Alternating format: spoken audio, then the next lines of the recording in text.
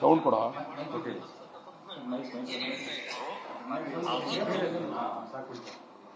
ಯಾವೊಂದು ಬೆಂಗಳೂರಿನ ಸಮೀಪದಲ್ಲಿದ್ದಂತ ಬಿಡದಿ ಅವತ್ತು ದೊಡ್ಡ ಮಟ್ಟದಲ್ಲಿ ಬೆಳೀತಾ ಇತ್ತು. ಆ ಹಿನ್ನೆಲೆಯಲ್ಲಿ ನನ್ನ ರೈತರಿಗೆ ಕನ್ವಿನ್ಸ್ ಮಾಡಿ ನನ್ನ ಹೆಣ್ಮಕ್ಳು ಹೇಳಿದಾಗ ನಾವು ನೀವು ದುಡ್ಡು ಕೊಡ್ಬೋದು, ದುಡ್ಡನ್ನ ನಮ್ಮ ಮಕ್ಕಳು ಮತ್ತೆ ಹಾಳು ಮಾಡ್ಕೊಂಡ್ರೆ ನಾವೆಲ್ಲ ಹೋಗ್ಬೇಕು ಅಂತ ನಾನು ಆ ಒಂದು ಹಿನ್ನೆಲೆಯಲ್ಲಿ ರೈತರಿಗೆ ಯಾವೊಂದು ಡೆವಲಪ್ಮೆಂಟ್ ಆದ್ಮೇಲೆ 40% ಜಮೀನನ್ನ ರೈತರಿಗೆ ಬಿಟ್ಕೊಡ್ಬೇಕು ಡೆವಲಪ್ಮೆಂಟ್ ಜಾಗದಲ್ಲಿ ಅಂತಕ್ಕಂತ ಒಂದು ತೀರ್ಮಾನವನ್ನು ಸಹ ಮಾಡಿದೆ. ಇದು ನಾನು ಮಾಡಿದಂತ ರೈತರ ಭೂಮಿನ 40% ಉಳಿಸ್ಕೊಡ್ಬೇಕು ಡೆವಲಪ್ಮೆಂಟ್ ಆದ್ಮೇಲೆ ಅದ್ರ ವ್ಯಾಲ್ಯೂ ಜಾಸ್ತಿ ಆಗ್ತಿತ್ತು. ಈ ರೀತಿಯ ಕಾರ್ಯಕ್ರಮ ತರಲಿಕ್ಕೆ ನಾನು ಹೊರಟಿದ್ದು. ಅದಷ್ಟೇ ಅಲ್ಲ, ನಾನು 2006ನೇ ಇಸ್ವಿನಲ್ಲಿ ಆ ಒಂದು ಯೋಜನೆಗೆ 60,000 ಕೋಟಿ ರೂಪಾಯಿಗಳನ್ನ ಬಂಡವಾಳ ಹಾಕಬೇಕು ಅಂತಕ್ಕಂಥದ್ದಿತ್ತು. ಆದ್ರಿಂದ ನಿಮ್ಗೆಲ್ಲರಿಗೂ ಆರ್ಥಿಕವಾಗಿ ನೀವು ಮೇಲೆ ಬರಬೇಕು ಅಂತಕ್ಕಂಥದ್ದು ನನ್ನಲ್ಲಿ ಆಸೆ ಇಟ್ಕೊಂಡಿತ್ತು. ಇದರಿಂದ ನಾನು ನನ್ನ ರೈತರು ನನ್ನನ್ನು ಬೆಳೆಸಿರ್ತಕ್ಕಂಥ ನನ್ನ ತಂದೆ ತಾಯಂದ್ರಿಗೆ ನನ್ನ ಜೀವನದ ಕೊನೆಯ ಸೇರೋವರೆಗೂ ಅನ್ಯಾಯ ಮಾಡೋನಲ್ಲ. ಇದನ್ನ ತರಬೇಕು ಅಂತ ಹೊರಟಿದ್ದ ಕಾರಣ ನಮ್ಮ ಮತ್ತೊಬ್ಬ ರೈತರು ಹೇಳ್ತಾ ಇದ್ರು, ಯಾಕೆ ನಮ್ಮ ರೈತರ ಭೂಮಿನೇ ಬೇಕು, ನಿಮ್ ಸರ್ಕಾರದ ಭೂಮಿ ಮಾಡಬಾರ್ದು ಅನ್ನತಕ್ಕಂಥದ್ದನ್ನ ಏನ್ ಹೇಳ್ತಾ ಇದ್ರು. ಅವತ್ತು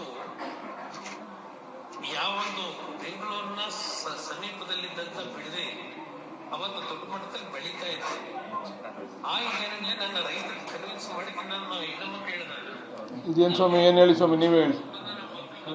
ಈಗ ತೋರಿಸಿದ್ದೀವಿ ವಿಡಿಯೋನ ಜನಗಳಿಗೆ, ಸಾರ್ವಜನಿಕರಿಗೆ. ಇದಕ್ಕೆ ಜನನೇ ಸಾರ್ವಜನಿಕರೇ ಉತ್ತರ ಕೊಡ್ಬೇಕು. ಅವ್ರು ಹೋರಾಟ ಮಾಡಬೇಕಾ, ಕುಮಾರಸ್ವಾಮಿಗೆ ಹೋರಾಟ ಮಾಡ್ಲಿಕ್ಕೆ ಹಕ್ಕಿದೆಯಾ ಇಲ್ವಾ ಅಂತ ಮಾಡಲಿ.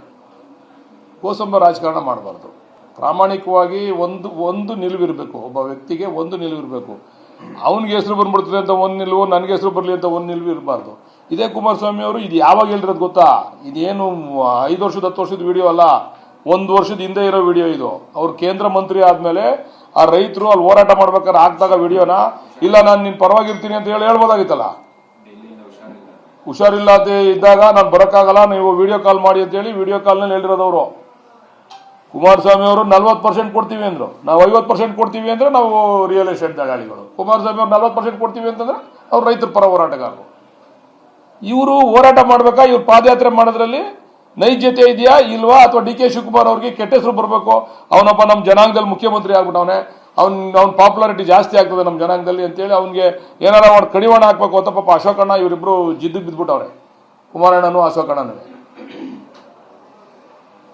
ಈ ಕುಮಾರಸ್ವಾಮಿ ಅವ್ರ ಸ್ಟೇಟ್ಮೆಂಟ್ ನೀವೇ ನೋಡಿದ್ದೀರಾ, ಸಾರ್ವಜನಿಕರು ನೋಡ್ತಾರೆ. ಈಗ ಜನ ನೋಡ್ಲಿ, ಬೇರೆಯವರೆಲ್ಲ ನೋಡ್ತಾರೆ ತಮ್ಮ ಮುಖಾಂತರ. ದಯಮಾಡಿ ತೋರಿಸಿ ಅದನ್ನ, ನಿಮ್ಮಲ್ಲಿ ಕೈ ಜೋಡಿಸಿ ಮನವಿ ಮಾಡ್ತೀವಿ. ಕುಮಾರಸ್ವಾಮಿ ಅವರ ಈ ದ್ವಂದ್ವ ನಿಲುವನ್ನ ಸಾರ್ವಜನಿಕವಾಗಿ ನೀವು ಪ್ರದರ್ಶನ ಮಾಡಬೇಕು ಅಂತೇಳಿ ನಿಮ್ಮಲ್ಲಿ ಕೈ ಜೋಡಿಸಿ ಮನವಿ ಮಾಡ್ತೀವಿ. ಸೌಂಡ್ ಕೊಡ.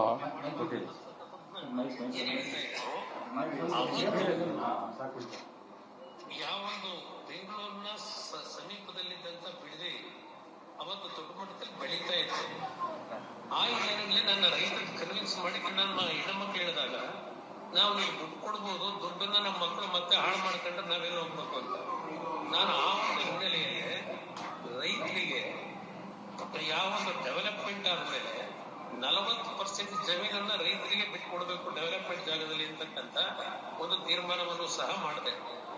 ಇದು ನಾನು ಮಾಡಿದಂತ ರೈತರ ಭೂಮಿನ 40% ಉಳಿಸ್ಕೊಡ್ಬೇಕು ಡೆವಲಪ್ಮೆಂಟ್ ಆದ್ಮೇಲೆ ಅದ್ರ ವ್ಯಾಲ್ಯೂ ಜಾಸ್ತಿ ಆಗ್ತಿತ್ತು.